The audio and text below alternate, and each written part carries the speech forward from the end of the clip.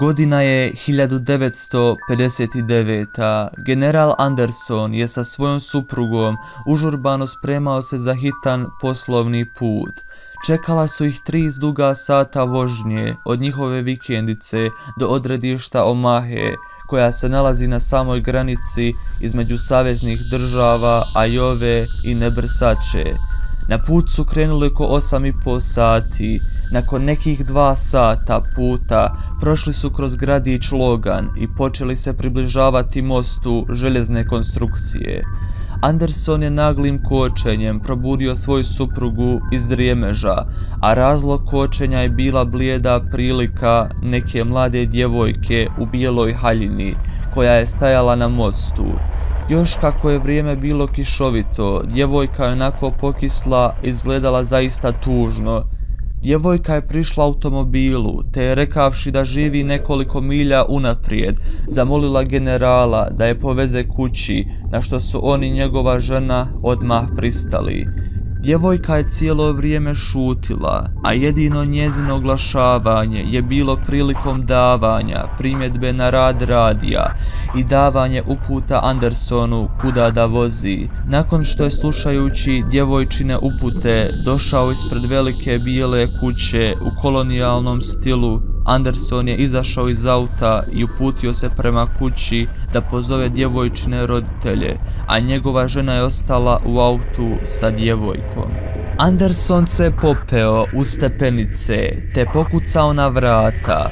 Nakon što je jedan od sluga pozvao gazdu, general se predstavio i rekao gospodinu da na zadnjem sjedištu njegovog auta sjedi njegova kćerka imenom Lonnie.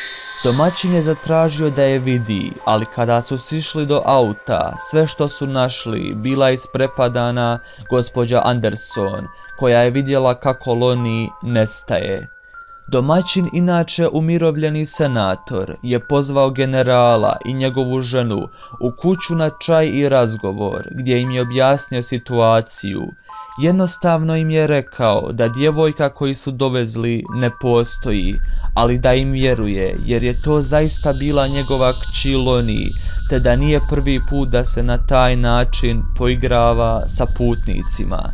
Andersonu se nije svidjelo ono ne postoji, te se sa malom dozom sumnje obratio svom domaćinu. Kako mislite ne postoji, te nisam dovezao duha, bojim se da ste učinili upravo to.